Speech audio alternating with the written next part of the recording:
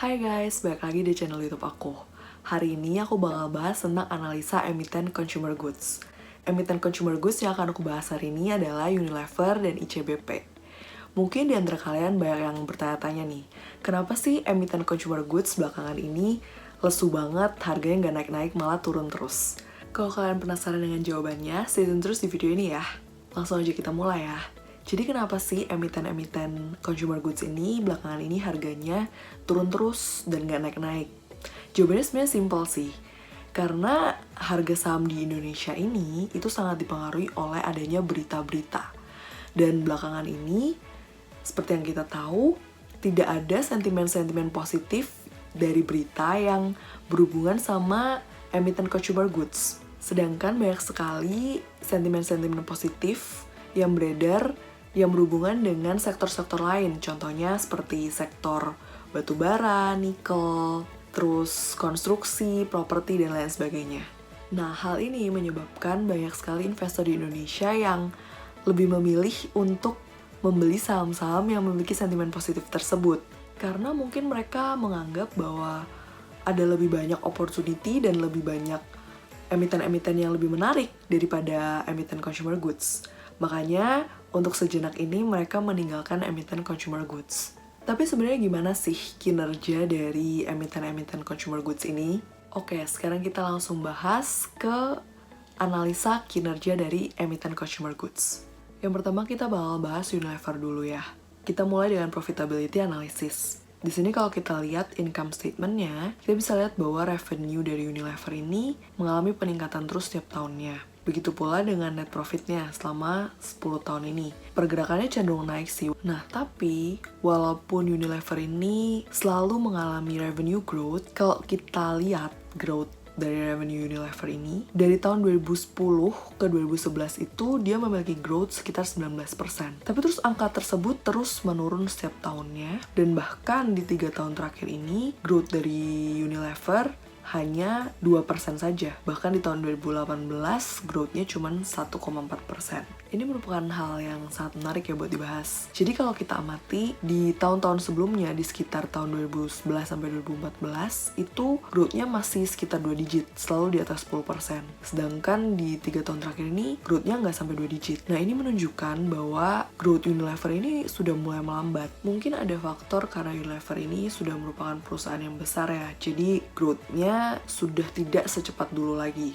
Kemudian kalau kita lihat dari profitability margin, di sini kita bisa lihat bahwa Unilever ini memiliki gross profit margin, operating profit margin, dan net profit margin yang sangat konsisten. Gross profit marginnya ada di sekitar 50%, terus operating profit marginnya ada di sekitar 20%, dan net profit marginnya itu ada di sekitar 17%. Nah, di sini kalau kita lihat di tahun 2018, net profit marginnya sempat naik banget ke angka 21%. Nah, hal ini ternyata disebabkan oleh penjualan brand Blue Band. Jadi di tahun 2018 ini Unilever menjual brand Blue Band, sehingga menyebabkan dalam income statement-nya Unilever ini tercatat pendapatan lain-lain dari hasil penjualan brand Blue Band ini, sehingga menyebabkan net profit margin-nya Unilever ini naik ke angka 21,7%. Kalau kita take out hasil penjualan brand Blue Band tersebut, sebenarnya net profit margin-nya juga masih ada di sekitaran 17% juga.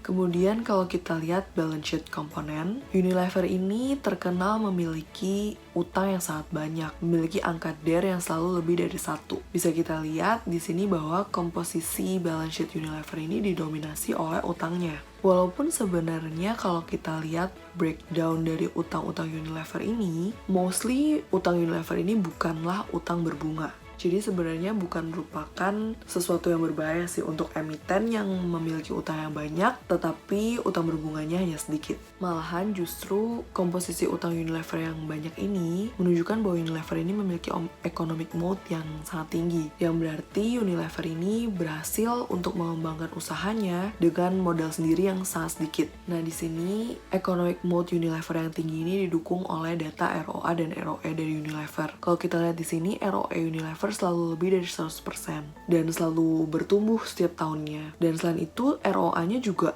sangat tinggi ya, ada di rata-rata 40% per tahunnya, dan ROA-nya juga selalu konsisten. Dan ini menunjukkan bahwa Unilever benar-benar memiliki economic moat yang sangat kuat. Nah, kemudian kalau dari segi valuasi, kalau kita lihat angka PR dan PBV-nya saat ini ada di 38 dan 43. Kalau kita bandingin dengan average PR dan PBV-nya selama 3 tahun, angka ini masih lebih rendah dari rata-rata 3 tahunannya. Walaupun lebih rendah, tapi menurut aku angka PR dan PBV-nya Unilever ini udah sangat tinggi ya. Dan menurut aku Unilever ini udah sangat overvalue. Karena kalau kita pakai cara di Warren Buffett, itu kalau kita mau cari saham-saham yang murah, angka PR dan PBV-nya kalau dikali harus kurang dari 22,5. Nah ini padahal PR dan PBV-nya Unilever ini udah sangat tinggi. Tapi memang sih, kalau saham-saham consumer goods ini emang jarang banget yang undervalue. Pasti PR dan PBV-nya itu udah rata-rata tinggi semua. Karena saham-saham consumer goods ini banyak sekali diminati oleh investor-investor jangka panjang. Karena saham consumer goods ini cenderung saham yang aman untuk investasi dan biasa kita sebut dengan saham-saham defensif. Dan itu kalau aku hitung dengan metode discounted cash flow, Unilever ini sebenarnya nilai intrinsiknya ada di 2.700-an. Jadi memang saham Unilever ini udah overvalue.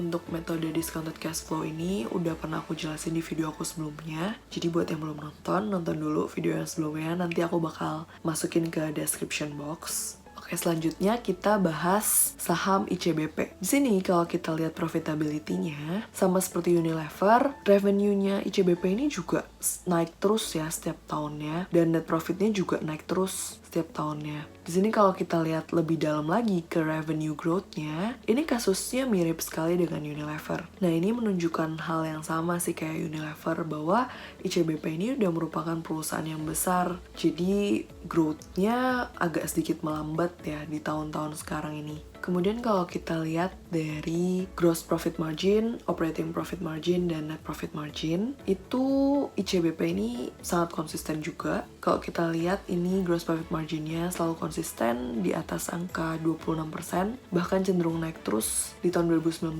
kemarin sampai 34%. Terus operating profit marginnya juga konsisten terus di sekitar angka 15% sampai 18%, dan net profit marginnya juga konsisten di sekitar 9% sampai 12%. Ini merupakan keadaan yang sangat positif ya untuk suatu perusahaan bisa memiliki profitability yang konsisten terus dan bahkan cenderung naik. Kalau kita lihat balance sheet composition-nya, ICBP ini mempunyai equity yang jauh lebih besar daripada liability-nya, which is sesuatu hal yang bagus untuk suatu emiten. Bahkan di sini kalau kita lihat selama 10 tahun terakhir ini, ICBP ini asetnya selalu naik dan equity-nya juga naik terus setiap tahunnya. Tapi kalau kita lihat balance sheet composition-nya ICBP di tahun 2020, terjadi lonjakan utang yang sangat besar yang dilakukan oleh ICBP tahun ini. Hal ini disebabkan karena ICBP tahun ini melakukan akuisisi Pine Hill, dan hal ini menyebabkan ICBP membutuhkan uang untuk mengakuisisi Pine Hill. Tapi teman-teman nggak perlu khawatir karena perusahaan sekelas ICBP pasti memiliki economic moat yang sangat kuat juga. Dan akuisisi yang dilakukan oleh ICBP terhadap Pine Hill ini juga harusnya bisa berdampak positif sehingga ICBP bisa memperluas ekspor produk-produknya dan nantinya bisa menghasilkan return yang lebih besar juga untuk ICBP. Kalau dari segi ROA dan ROE, ICBP juga merupakan perusahaan yang konsisten dengan returnnya. Di sini kita bisa lihat bahwa ROA-nya ada di sekitaran 10-13% dan ROE-nya ada di sekitaran 18-21%. Dan angka-angka ini selalu konsisten setiap tahunnya. Kalau dari segi valuasi, sekarang ini PR-nya ICBP ada di angka 21 dan PBV-nya ada di angka 4. Angka ini masih lebih rendah daripada average PR dan PBV-nya selama 3 tahun. Kalau dikatakan undervalue sih sebenarnya enggak ya, karena angka PR dan PBV yang segini itu udah cenderung lumayan mahal. Walaupun nggak bisa kita bilang undervalue, tapi angka PR dan PBV-nya ICBP ini lebih rendah jauh sekali dibandingkan dengan PR dan PBV-nya Unilever. Padahal mereka ada di sektor yang sama, yaitu consumer goods. Di sini, kalau aku hitung dengan discounted cash flow versi aku, itu fair value-nya ada di sekitaran 4.700 untuk ICBP. Dan harganya sekarang ada di 9.000-an, yang berarti juga udah nggak lagi undervalue untuk ICBP kan ya. Nah, kalau boleh aku simpulin dari analisa kedua emiten yang udah tadi kita bahas, kedua perusahaan ini, ICBP dan Unilever, sama-sama merupakan perusahaan yang udah besar dan udah matang. sehingga menyebabkan growth-nya sudah agak melambat jika dibandingkan dengan growth-nya 5-10 tahun yang lalu. Nah, walaupun demikian, kedua perusahaan ini memiliki economic moat yang sangat tinggi dan sangat cocok untuk investasi jangka panjang karena kedua saham ini merupakan saham-saham yang defensif. Kalau disuruh milih antara Unilever atau ICBP, aku sih lebih cenderung ke ICBP. Karena ICBP ini menurut aku masih memiliki growth yang lebih besar daripada Unilever. Terus kalau dari segi valuasi, ICBP masih lebih menarik dibandingkan dengan Unilever. Selain itu, selama 10 tahun terakhir, ICBP juga asetnya grow terus dan juga equity-nya grow terus. Dan menurut aku ini merupakan sesuatu hal yang sangat baik untuk suatu emiten bisa grow terus setiap tahunnya. Oke guys, gitu dulu video aku kali ini. Semoga video aku kali ini bisa bermanfaat buat kalian. Dan jangan lupa subscribe dan juga like kalau kalian suka video ini ya. Bye-bye!